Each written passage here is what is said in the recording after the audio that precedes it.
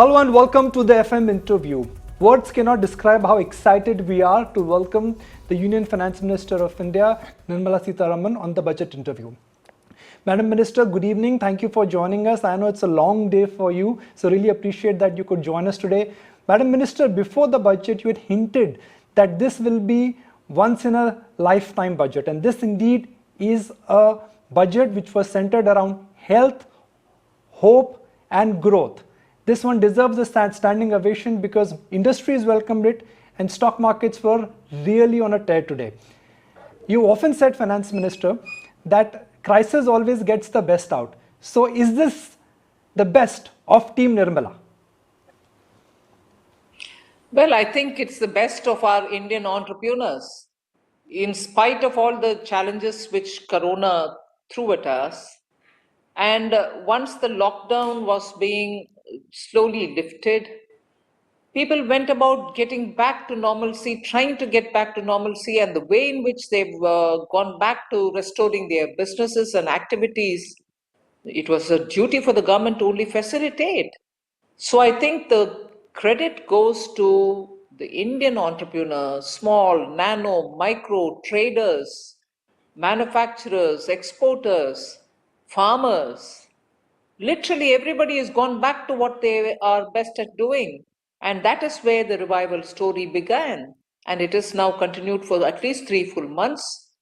And the collection, GST collection tells you the story. It is only for us now to make sure that we spend the taxpayers' money responsibly, but in a big way, where the multiplier is. And that's where capital expenditure in building infrastructure has taken a priority.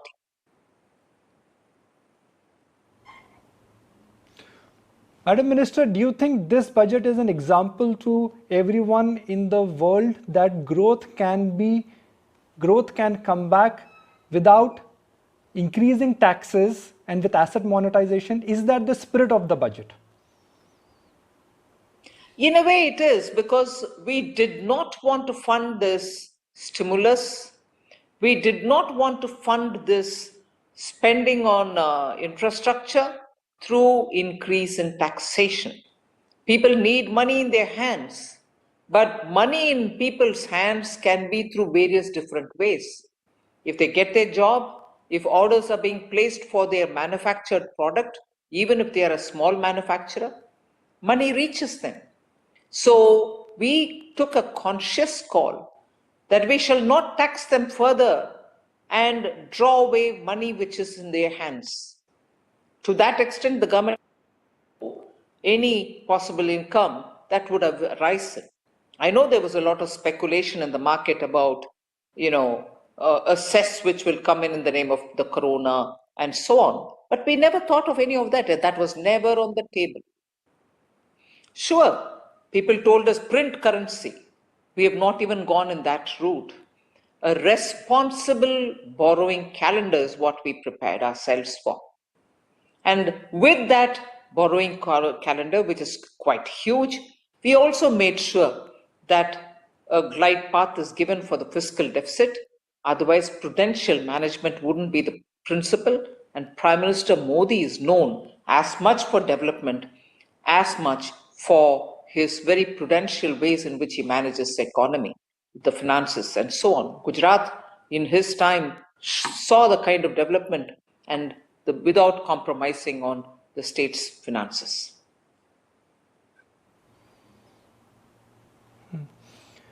Madam Minister, the assumption of tax growth rate of 16.5%, do you think this is a conservative estimate? Because Indian economy is back, corporates are increasing capex, GST collections are hinting to a recovery. So will I be wrong if I say that in all likelihood your tax collections will beat your forecast and fiscal deficit could be much lower than what you indicated? That will be good news, wouldn't it? Are you being conservative because it's a COVID year? Not really being conservative, but I'm being realistic.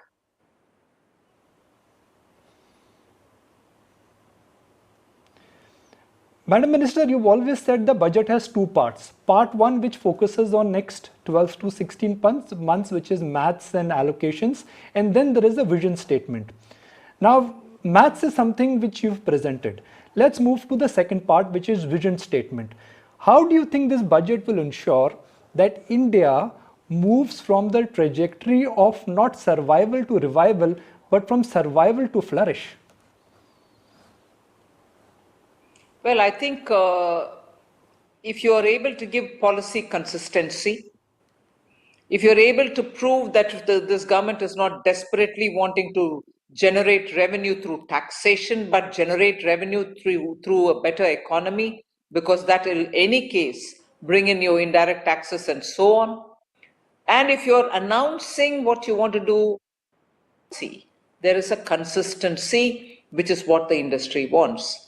Industry wants certainty, industry wants a certain clarity in policy, and industry wants you to show that your intent is not always to make quick money through taxation, rates of taxation being raised, but by bringing a comprehensive facilitation from the government through consistency in policy and being predictable in a way.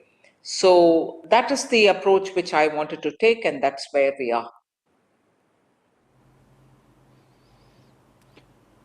Madam Minister, the success of this budget also depends on the massive borrowing program, and for that interest rates have to remain low. Since the budget is growth oriented, it will have a multiplier impact. Do you fear that somewhere inflation could really reset all the assumptions? Well, I don't think I'll keep a watch, of course, but I don't think I will worry about inflation. When there is definitely a increase in consumption, when there is greater demand, which is what we want, inflation is bound to be a bit going up, and there's also a lot of liquidity in the market. However, that is something which I'll worry than worry when there's no growth at all. And therefore, towards growth, I'll take smaller risks. I'll manage it as and when it happens. But my emphasis is give the push for growth.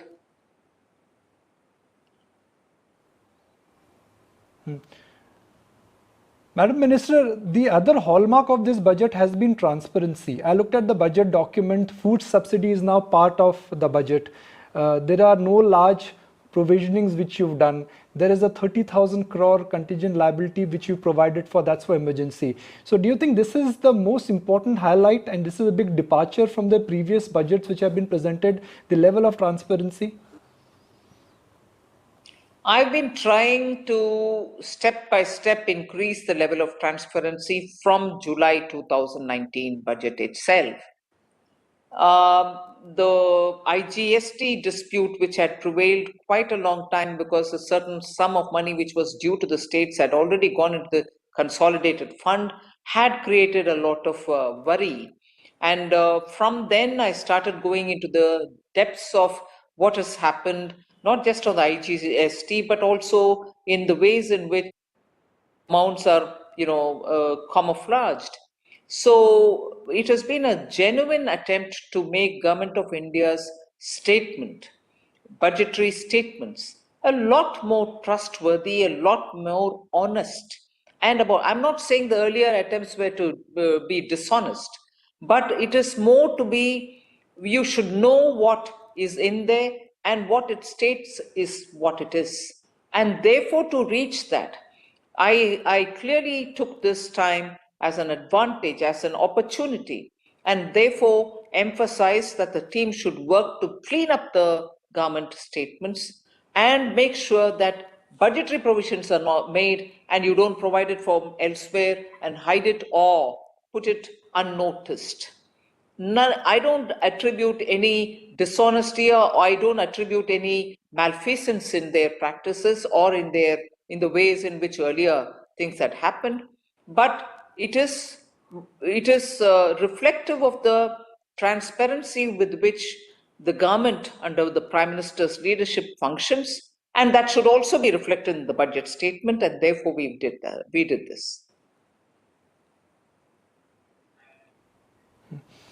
The sector which has seen the maximum reforms, Madam Minister, is the banking sector. So, just to bring our viewers up to speed, first you've indicated that there is going to be a concept of bad bank. How realistically do you think this will be implemented? Because this also requires a lot of procedural work. Yes, and we have been working together with RBI on this. The banks among themselves are willing to run such a holding company. The government will, of course, be giving some portion of help from our sides. If the banks themselves sit together and devise a way, I think it is the way in which they'll get implemented also. And the Reserve Bank and the Government of India are together with them on this. As things stand, banks don't have the wherewithal to carry forward with selling and realizing from the NPA assets, the bad assets, unless they have the expertise, unless they have a dedicated team of people who can do it other than doing their banking function, that's never going to be achieved. And we can't go on giving provisioning for those NPAs, and as the values keep deteriorating. If the values are falling and if the erosion in the value is continuously happening, banks are taking a bigger and bigger haircut. We thought the best way was to have this holding company idea through the Reserve Bank, make it possible for banks to cull out all the bad assets and put them there, from where a process driven way of all the asset reconstruction companies, which are private companies, can come in and bid for those assets, take them, and from the realized value, the banks can get whatever they can get. Of course, there will be a haircut, but at least they'll be out of the bad asset.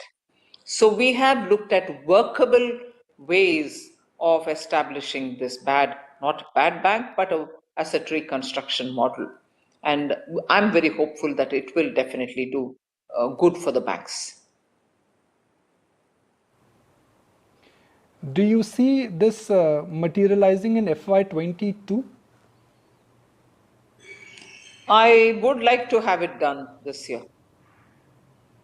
I'll put all the efforts for it. You've also approved an idea of a development infra fund. These are things which have been tried in the past and the success was not very great. What are the guardrails which you will put around so that the entire process this time is smooth when it comes to infra financing? No, the first thing is, even while we were working on this idea, the lessons learned from the failures of IDBI were definitely kept in our mind. And that has played a role in the way in which we are going to devise this. Equally, we are also making sure that the amendments that I'm going to bring in for establishing the DFI will have a place for private sector to also play their role. So statutorily, we will be providing for private sector DFIs, because I think in today's aspirational India, with the economy revving to grow, the demands for long-term financing for infrastructure cannot be met with just one institution. There have to be a lot of institutions, competing institutions, bettering their performance each time and being able to provide that fund competitive rate and understanding the long-term lending risks. And therefore, establishing a DFI is not a business on its own. One has been seeing DFIs earlier, as you rightly remind us. But this one will have to compete with the market. It has got to be run professionally. And that is why I said the amount that I give is what is going to be used to leverage greater resources from the market. I've pegged it at ambitious 5 lakh crores in the next several years. So hopefully it will succeed.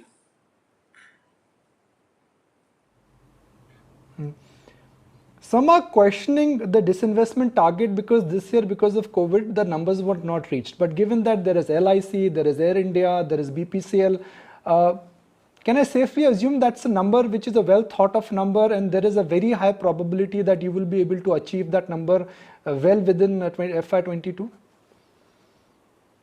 We've just been realistic about it. I don't think it is either overestimated or underestimated or anything. We've just been realistic.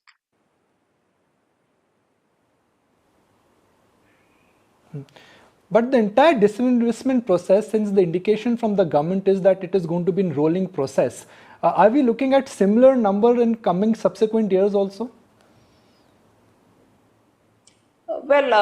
We've announced the policy for the public sector enterprises. Other than in the core sectors where we have notified the core sectors, where we will keep the presence of public sector enterprises to the bare minimum. All others will have to be disinvested or amalgamated to become larger, survivable, sustainable, scalable institutions of size. So we will be having a very steady policy for the next few years. It can't happen all in 1 year. But if private sector investors otherwise from India and outside also know that these are here to come, the market also gets ready for that. Therefore, in a hurried manner, underestimating or overestimating any one particular enterprise will never happen. These are there, people will start showing interest, and gradually they can come up.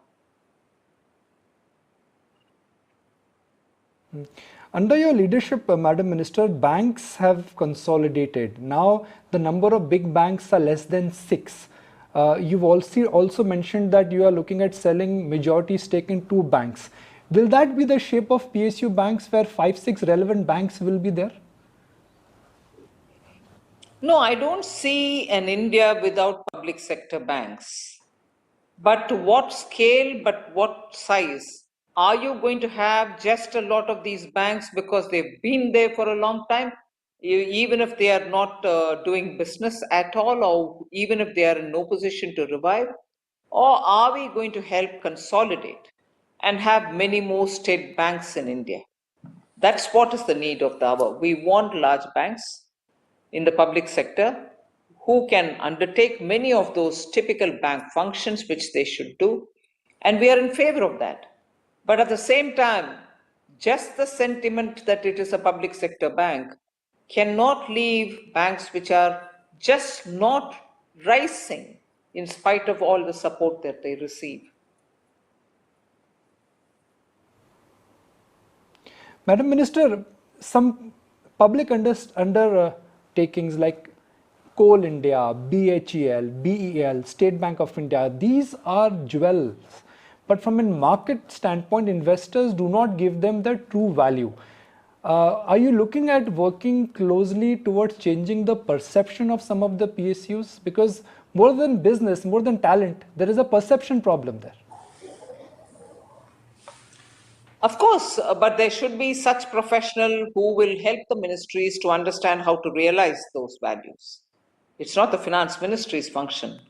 It's got to be done by the respective ministries with professionals sitting and advising.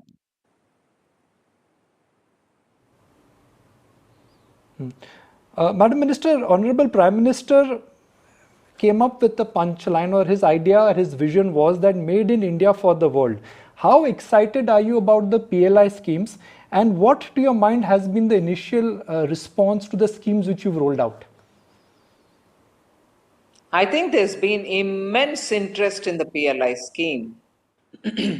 And PLI schemes are now being the favorites among several industries to suggest saying, provide us one such for our sector. It has invoked a lot of interest. It is showing meaningful results. It's not going to be, a subsidy to someone who can otherwise, produce. But for every additional export is where you're doing something to help them out. So that's been a very well received scheme, and I can see the results coming. Madam Minister, just last two questions. The fact that direct tax rates have not gone out, can I safely assume that now the regime is a stable tax regime and taxes may not go higher and they are also unlikely to come down in a hurry? I've not applied my mind about bringing rates down or increasing the rates because I clearly took it off table for this budget. We'll have to see how we can handle the next. But I will certainly And final question, Madam Minister. continue. I'll certainly continue with a certain consistent policy rather than have a mercurial one which changes every year.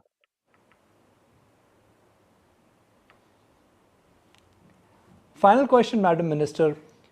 How do you want this budget to be remembered?